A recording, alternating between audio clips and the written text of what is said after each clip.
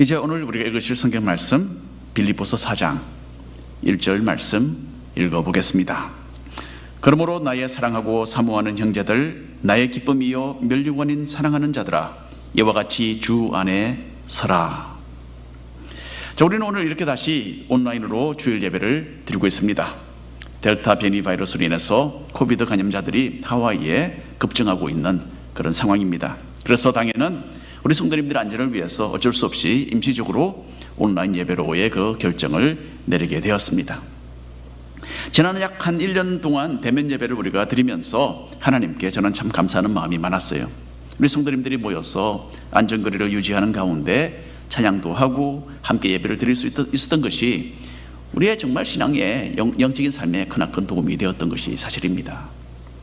이번 사태가 일단락되어서 다시 우리 교회 성도님들이 함께 모여서 예배드리게 될 날이 빨리 오기를 저는 간절히 기대하고 있습니다. 자, 이렇게 많이 텅 빈 교회당은요, 이번에 있었던 도쿄 올림픽을 연상케 합니다. 가족과 관중의 열띤 응원도 없이 그냥 코치와 동료들만이 이 경기를 지켜보았죠. 이것은 올림픽 역사상 전례가 없는 일이었어요. 그런데도 이번 도쿄 올림픽에서는요, 모두 17개 종목에서 세계 신기록이 세워졌다고 합니다. 참 대단하죠. 예, 응원하는 사람들도 없는데 어떻게 선수들이 힘을 내어서 그렇게 신기록을 세웠는지. 1980년대에 세계 신기록을 많이 세웠던 운동선수 중에 이먼 코글렌이라는 아일랜드 선수가 있었습니다. 이 사람은 1마일 달리기 경기에서 3번이나 세계 신기록을 세웠어요. 그리고 2000m 경주에서도 세계 신기록을 세우고 오랫동안 그 기록이 깨어지지 않는 그런 훌륭한 기록을 세웠었습니다. 1987년도에 코글렌은 미국 인디애나폴리스에서 열렸던 세계 육상 선수권 대회에 참가했습니다. 1500m 달리기 예선 경기였어요. 경기 중간에 다른 선수와 충돌해서 그만 코글렌은 넘어져 버렸어요. 코글렌은 다시 일어나서 안간힘을 다해 뛰었습니다. 그리고 20m 정도를 남겨놓고 3등 위치에까지 도달하게 되었어요. 이 예선 경기에서는요, 1, 2, 3등 이 세 사람이 뽑혀서 결승으로 진출할 수가 있는 그런 중요한 게임이었어요. 코글렌은 무리 없이 3등으로 경기를 마무리할 수 있겠구나, 그런 생각을 하게 되었어요. 그래서 자기 왼쪽 어깨너머로 돌아보니까 가까이 따라오는 상대가 없었습니다. 그래서 안심하고 달리던 속도를 잠시 늦추었어요. 그런데 코글렌이 돌아보지 않았던 오른편 쪽에는 다른 선수 하나가 3위를 노리며 질주하고 있었던 것입니다. 코글렌이 방심했던 그 순간에 이 선수는 코글렌을 따라잡았어요. 코글렌은 결승선 바로 1m 전에 이 선수에게 추월당해서 자신에게 꼭 필요했던 그 3등 3위 그 위치를 그만 빼앗기고 말았다는 겁니다. 그렇게 해서 달리기의 황제 코글렌은 아깝게도 예선에서 탈락하는 참 쓰라린 고배를 마시게 됩니다. 코글렌은 넘어졌다가 다시 일어나서 컴백하는 참 대단한 일을 해냈습니다. 하지만 마지막 순간에 잠시 긴장을 늦췄기 때문에 이 모든 노력이 그만 헛사로 끝나고 말았던 것입니다. 여러분, 신앙생활을 하다 보면 상황이 그리 나쁘지 않구나 라는 생각과 함께 잠시 안일한 마음의 자세를 취하기가 너무나 쉽습니다. 그런데 이럴 때가 정말 중요한 거죠. 나티한 마음으로 잠시 방심할 때에 지금까지 달려왔던 믿음의 경주를 그만 망치게 되는 겁니다. 긴장을 늦추지 않고 우리의 목표 되신 예수님을 바라보면서 끝까지 힘차게 달리는 것만이 견고하게 신앙 안에서 서 있을 수 있는 유일한 방법인 것입니다. 빌립보 교회 성도들에게 보내는 편지에서 지금까지 사도 바울은 신앙인이라면 누구나 임하여 있는 믿음의 경주에 대해서 말을 해왔습니다. 예수님 안에서 우리가 상속받게 될 영원한 나라를 향하여 최선을 다해서 달려가야 한다, 그렇게 바울은 가르쳤습니다. 우리는 하나님 나라의 시민권자들로서 이 세상에 살지만은 이 세상에 속하지는 않는 특별한 하나님의 백성들입니다. 이제 사도 바울은 우리가 어떻게 이 영적인 신분에 합당한 삶을 실제로 살 수 있는지 이 적용적인 부분에 있어서 몇 가지 교훈을 남기고 있습니다. 먼저 주님을 따르는 이 견고한 신앙에 선다는 것은요, 먼저 믿음의 형제 자매들과 진정한 사랑의 관계를 맺어 나가는 것입니다. 예수님께서도 분명히 말씀하셨죠. 너희가 서로 사랑하면 이 세상 사람들이 너희가 내 제자인 것을 알게 될 것이다. 그렇게 말씀하셨어요. 참 당연한 말이지만은 교회 안에서 우리가 쉽게 이룰 수 없는 것이 또 바로 이 부분인 것 같습니다. 빌립보서 4장 1절 말씀입니다. 그러므로 나의 사랑하고 사모하는 형제들, 나의 기쁨이요 면류관인 사랑하는 자들아, 이와 같이 주 안에 서라. 먼저 사도 바울은 빌립보 교회 성도들을 향한 자신의 뜨거운 사랑과 관심을 여기서 표현하고 있습니다. 사도 바울에게는 주님 안에서 맺어진 이 믿음의 식구들과의 이 관계가 너무나 소중했던 것입니다. 그래서 친밀하고 정말 따뜻한 감정을 많이 불러일으키는 이 단어들을 거듭 반복해서 사용하면서 자신의 마음을 표현하고 있습니다. 사도 바울은 이 4장 1절 이 한 절에서 빌립보 교회 성도들을 여러 가지 말로 묘사하고 있죠. 자신이 너무나 사랑하기 때문에 정말 보고 싶고 또 사모하는 사람들이다, 그렇게 이야기하고, 또 빌립보 성도들을 자신의 기쁨이요 면류관이라고 표현합니다. 그리고 또다시 자신의 정말 사랑하는 자들이라고 되풀이해서 지금 말하고 있는 겁니다. 자, 여기서 사도 바울은 성도들 사이에 어떤 사랑의 관계가 이루어져야 하는지에 대한 정말 훌륭한 모범을 스스로 보여주고 있는 것입니다. 빌립보 성도들은 바울에게 너무나 사랑스럽고 너무나 소중했던 사람들입니다.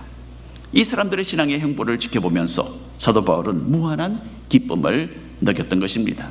그래서 빌립보 사람들을 자신의 면류관으로 여겼습니다. 여러분, 고대에는 달리기 선수가 우승을 하면요, 머리에 월계관을 씌워주며 축하해 주었습니다. 운동선수가 누렸던 그 최고의 영광이 그 월계관 하나로 표현되었던 것입니다.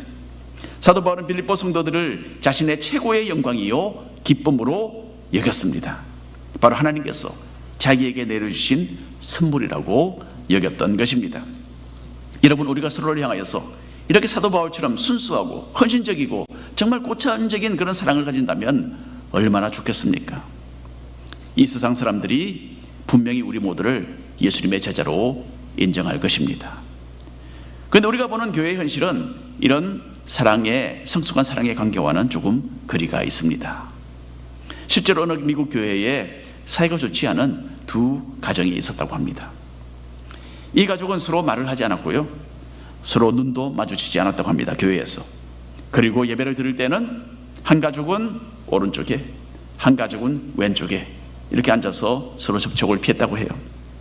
이 두 가족이 이렇게 나쁜 사이가 된 것에는 이유가 있었습니다. 얼마나 중요한 이유인지 한번 보십시오. 한 가족은 주일날 성도들이 교회 현관에 모여서 커피를 마시며 친교하는 것이 좋다라고 생각을 했어요. 다른 가족은 당연히 친교실에 모여서 커피를 마셔야 된다라고 주장을 했대요. 이 중요한 이유 때문에 서로를 그렇게 미워하게 된 것입니다. 여러분, 이런 비슷한 개인적인 견해 차이 때문에 마음이 서로 상해서 대립되고 나쁜 감정을 품게 되는 경우가 너무나 많이 있어요.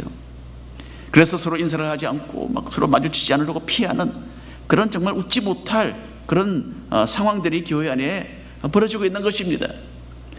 우리 교회는 그렇지 않은 것 같은데, 또 제가 모르는 가운데도 일어나는 그런 상황이 일어나지도 모르겠죠. 예, 여러분, 빌립보 교회도 이런 비슷한 문제로 진통을 겪고 있었던 것입니다. 빌립보서 4장 2절과 3절 말씀 읽어보겠습니다. 내가 유오디아를 권하고 순두계를 권하노니 주 안에서 같은 마음을 품으라. 또 참으로 나와 멍에를 같이 한 내게 구하노니 복음에 나와 함께 힘쓰던 저 여인들을 돕고 또한 클레멘드와 그 외에 나의 동역자들을 도우라. 그 이름들이 생명책에 있느니라. 자, 여기서 유오디아와 순두계는 둘 다 여자 이름입니다. 빌립보 교회 내부에는 이 두 여인의 다툼과 마찰로 인해서 많은 어려움이 있었습니다. 더군다나 이 두 사람은 이전에 사도 바울을 열심히 도와서 복음 사역에 한 몫을 했던 사람들입니다.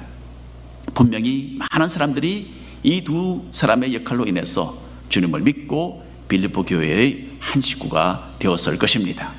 그러니까 이 두 여인의 불화는 교회에 엄청난 악영향을 미치고 있었던 것이죠. 두 사람의 다툼이 교회에 득이 되지 못했다는 것은 너무나 당연한 사실이었어요. 사도 바울이 이렇게 간곡하게 당부하는 것을 본다면 교회의 하나 되는 것에 이 두 사람이 크나큰 걸림돌이 되었던 것으로 여겨집니다. 열심히 주님을 사랑하고 헌신적으로 봉사하는 사람들 사이에도 이런 인간관계에 문제가 발생한다는 것은 참 안타까운 사실입니다. 그런데 더 슬픈 일은 무엇입니까? 서로 화해하지 않고 오랜 기간 동안 대립되어 지내는 것입니다. 이렇게 서로에 대해서 적대감을 품고 지내게 되면요, 주변 사람들에게 영향을 미칠 수밖에 없는 것입니다.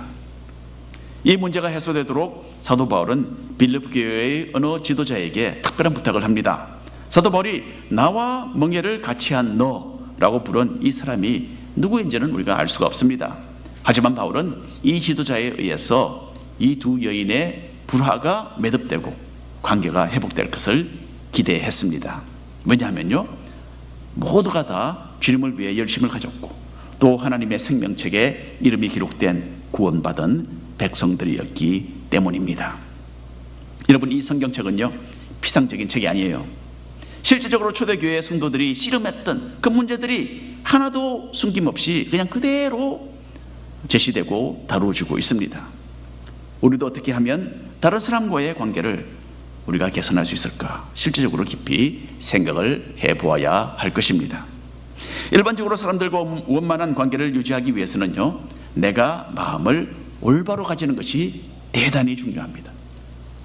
사람을 만나면 내가 먼저 다가가서 인사하는 것, 이 굉장한 도움이 됩니다. 여러분, 그렇게 꼭 하십시오.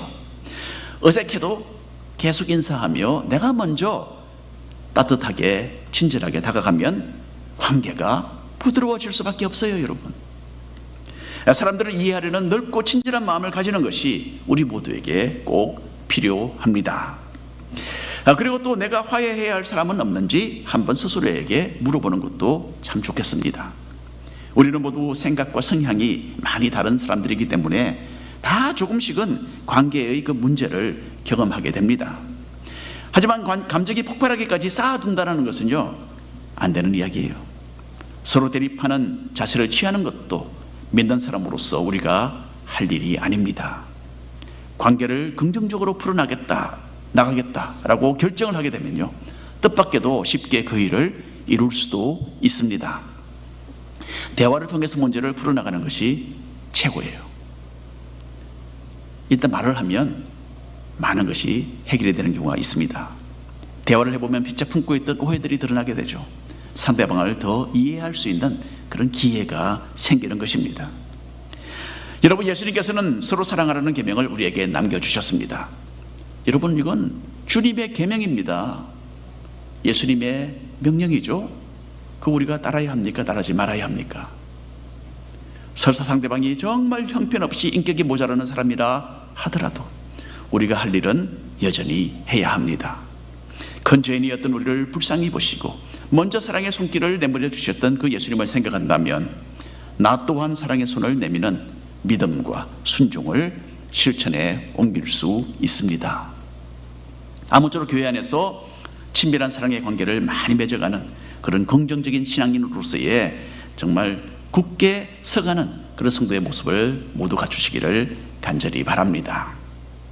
자, 이어서 사도 바울은 성도가 다양한 상황들을 믿음의 마음가짐으로 대할 것을 교훈합니다. 예수님을 믿는 사람으로서 우리는 참 여러 가지 일들에 만나게 되는데 이 모든 일들에 대하여 올바른 마음 자세로 반응하는 그런 법을 스스로 터득을 해야 합니다. 믿음은 영적으로 하나님의 임재와 은혜를 사모하는 동시에 하나님을 의존하며 육신상의 생활을 해나가는 것입니다. 빌립보서 4장 4절에 있는 말씀입니다. 주 안에서 항상 기뻐하라. 내가 다시 말하노니 기뻐하라. 우리 이전 세대의 성도님들은 엄숙하고 막 진지하고 막 정말 심각한 그런 분위기를 자아내는 일상의 그 믿음 생활을 이상적이라고 생각을 했던 적이 있습니다. 물론 신앙생활에 이런 요소들이 포함되는 것은 사실입니다.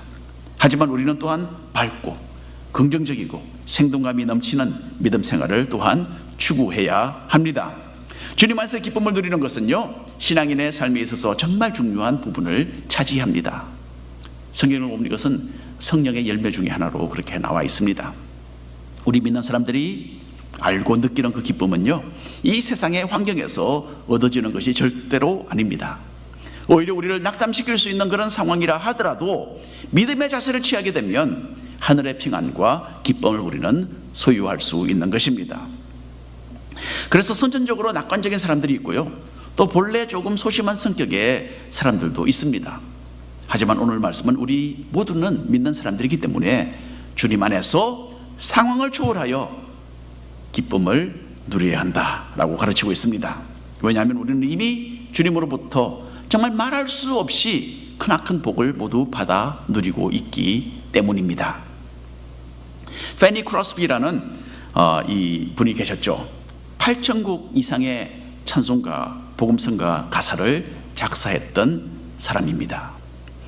이분은 90세를 훨씬 넘어서 여자분인데요, 찬송가를 계속 작사를 해서 남겼어요. 그 가운데 23곡이 우리 한국 찬송가에 포함이 되어 있습니다. 8,000곡 중에 23곡이 지금 포함이 되어 있어요. 예. 그 중에 특별히 어쩌면 여러분들이 들어보셨는지 모르겠는데, 예수를 나의 구주 삼고 들어보셨는지 모르겠습니다. 인애하신 구세주여 나의 갈 길 다가도록, 뭐 이런 게 페니 크로스비가 작시한 이 대표적인 찬송입니다. 그런데 이렇게 하나님의 은혜를 찬양했던 페니 크로스비는 소경이었어요. 태어난 지 불과 한 달 반 만에 크로스비는 시력을 잃고 말았습니다. 하지만 페니 크로스비는 오늘 말씀처럼 도리어 기뻐하기로 평생을 선택했던 사람입니다. 페니 크로스비는 8살 어린 나이에 이런 글을 남겼어요.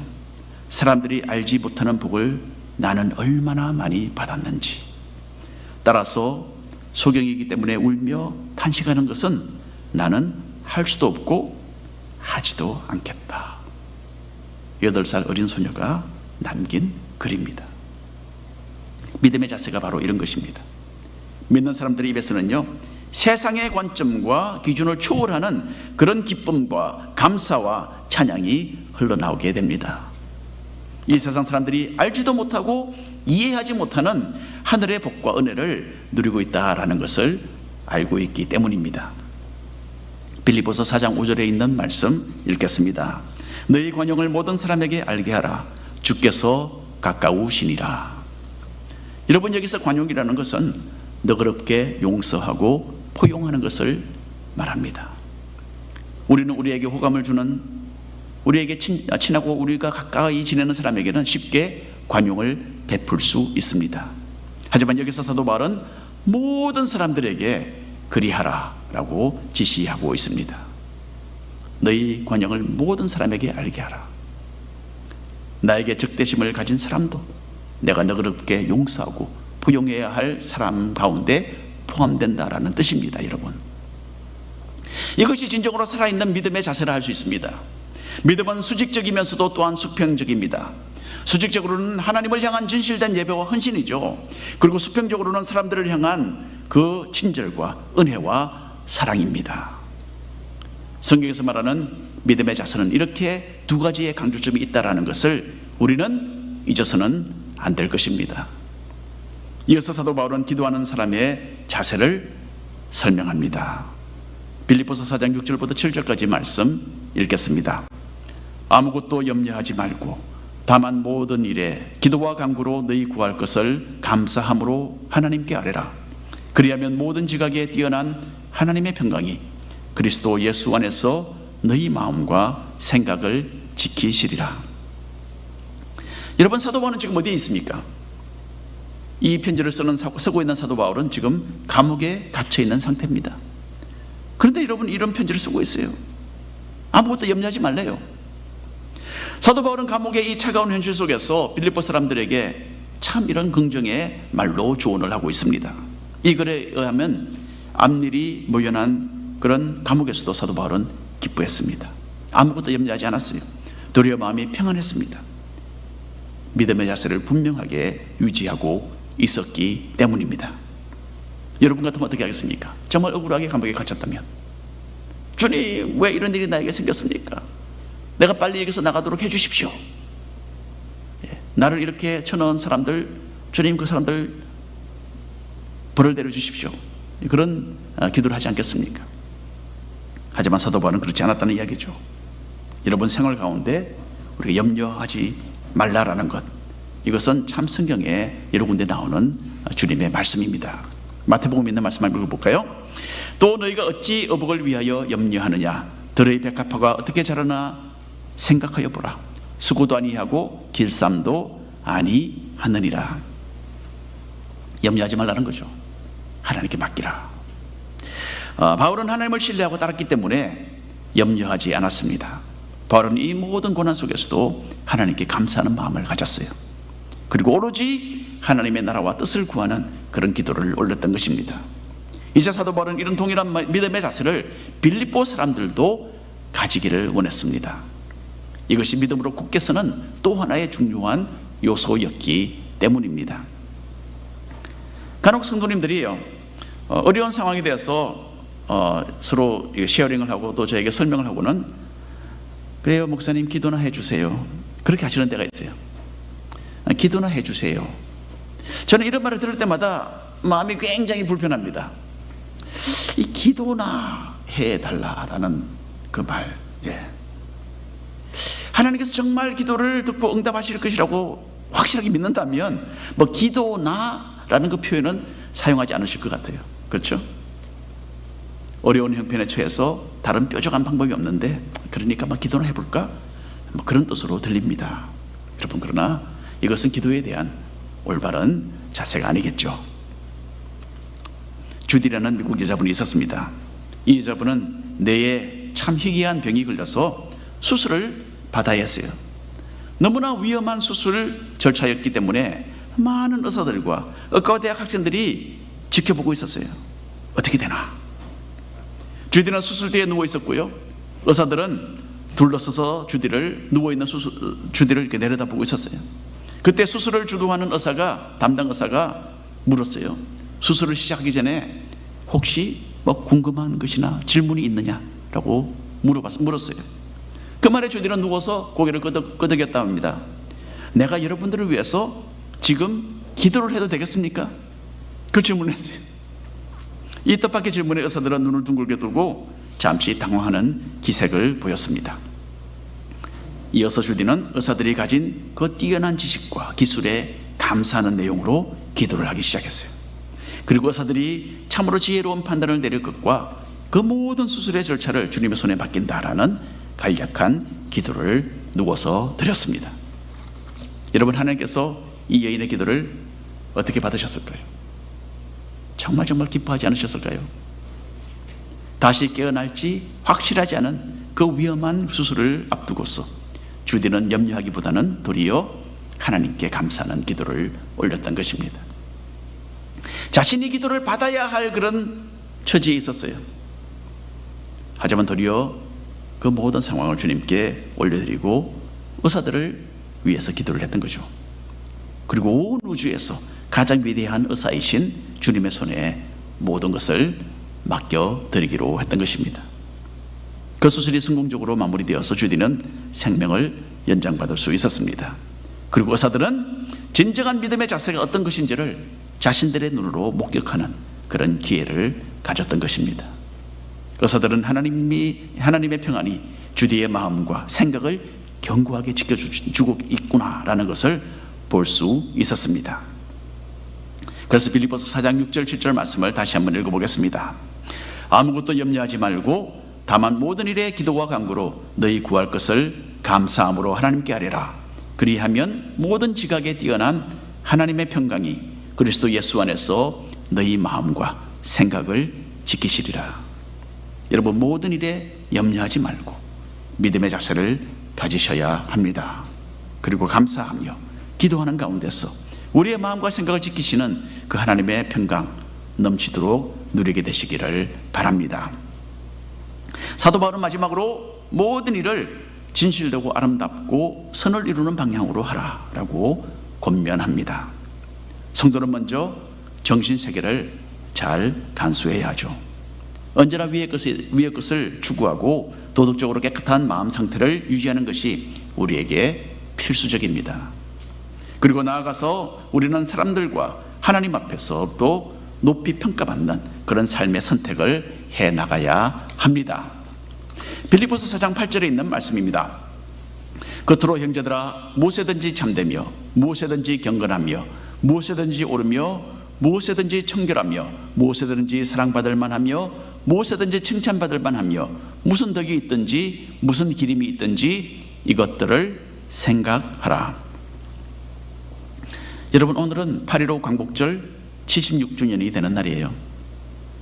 1945년도 2차 대전이 종결되면서 일본의 통치하에 빼앗겼던 자유의 빛을 우리 민족이 되찾게 되었어요. 그래서 지금 한국이 다른 어느 나라의 지배를 받지 않고 자유로운 국가로 이어지게 된 것을 우리는 기뻐합니다. 2차 대전 때에 일본 해군 비행기 조종사로 활약을 했던 미츠오 푸치다라는 사람이 있었어요. 미츠오 푸치다, 이 사람은 일본군 비행기들을 이끌고 하와이에 접근을 해서 진주만 폭격을 공중에서 총지휘했던 일본 사람들에게는 영웅입니다. 2차 대전이 종결된 후에 푸치다는 일본군이 저질렀던 전쟁 범죄 때문에 법정에 여러 차례 불려 나가게 됩니다. 자, 푸치다는 미국 역시 전쟁 중에 일본과 결코 다르지 않게 전쟁 범죄를 저질렀을 것이다, 그렇게 생각을 했어요. 그래서 어느 날 일본군 포로들이 귀환하기로 예정되었던 그 부두에 나갔습니다.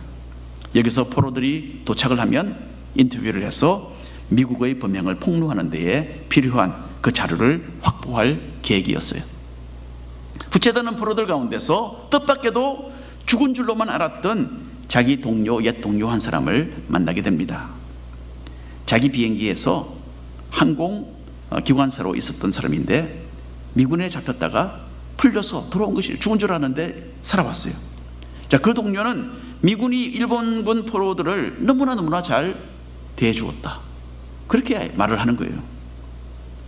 또 이 동료분은 포로 수용소에서 만난 패기 코벨이라는 젊은 미국 처녀에 대한 이야기를 푸치다에게 들려주었습니다. 패기 코벨의 부모는 일본군에 의해서 처참하게 살해되었다는 거죠. 그런데도 패기는 일본군 포로들을 용서하고 진실된 사랑으로 그들 가운데 있으면서 보살펴줬다는 거죠. 병든 사람들 치료해주고 보살펴주는 그 일을 이 젊은 처녀가 했다는 거죠. 푸치다는 그 말을 듣고 그만 충격을 받고 말았어요. 일본의 그 당시 사무라이 정신에 의하면 부모를 죽인 사람에게 원수를 갚는 것은 그냥 참 칭찬받을 만한 것이 아니고 자식의 öl무였어요. 그런데 이 미국 처녀가 그렇게 원수를 사랑하며 섬겼다니 믿을 수가 없었던 것입니다. 도대체 그 젊은 처녀는 무엇 때문에 그렇게 했는가? 그래서 푸치다는 성경을 읽기 시작했어요. 얼마 되지 않아서 푸치다는 예수님을 마음에 영접하게 됩니다. 그리고 그 후에 전도자가 되어서 자신의 간증을 하며 복음을 전했습니다. 패기 코벨은 용서와 사랑에 대한 주님의 말씀을 그대로 삶 속에 실천을 했습니다. 그렇게 했을 때에 하나님에 대해서 무지했던 이 일본군 장교 미츠오 푸치다가 회개하고 복음의 빛을 얻게 되었던 것입니다. 그리고 푸치다를 통해서 뭇 영혼들이 하나님의 은혜를 접하는 아름다운 역사로서 이어졌던 것입니다. 오늘 결론의 말씀을 드리고 싶습니다. 하나님의 말씀은요, 그냥 읽고 머리로 아는 것으로 끝난다면 아무런 의미가 없습니다. 내가 아는 말씀을 실생활에 적용시켜 나아갈 때에 우리는 예수님 안에 굳게 서게 됩니다. 우리는 망가진 인간관계를 긍정적으로 개선해 나가야 합니다. 내가 먼저 사랑의 손을 내밀 수 있는 그런 겸손과 순종을 한번 실천해 보시기를 바랍니다. 또 믿음의 자세를 유지하면서 여러 상황에 대하여 올바로 반응하는 법을 익혀나가야 합니다. 성도들이 염려나 원망을 내려놓을 수 있는 것은 이 세상 사람들이 알지 못하고 이해하지 못하는 하늘의 복과 은혜를 우리가 이미 누리고 있다는 것을 알고 있기 때문입니다. 마지막으로 정결하고 경건한 정신세계를 유지하면서 모든 일에 선을 이루도록 노력을 기울이는 것을 주님은 원하십니다. 나의 생각을 주님께 복종시키고 도리어 선을 행하고 사랑하겠다라는 그 선택을 하는 거죠. 이런 희생적인 선택을 통해서 하나님께서는 우리의 삶 가운데 또 우리를 통하여 큰 일을 이루실 것입니다. 믿음으로 서서 흔들리지 않는 그런 사람들을 위해 예비하신 그 깊은 영혼의 만족과 평안을 가득하게 누리는 우리 모든 성도님들 되시기를 축원합니다.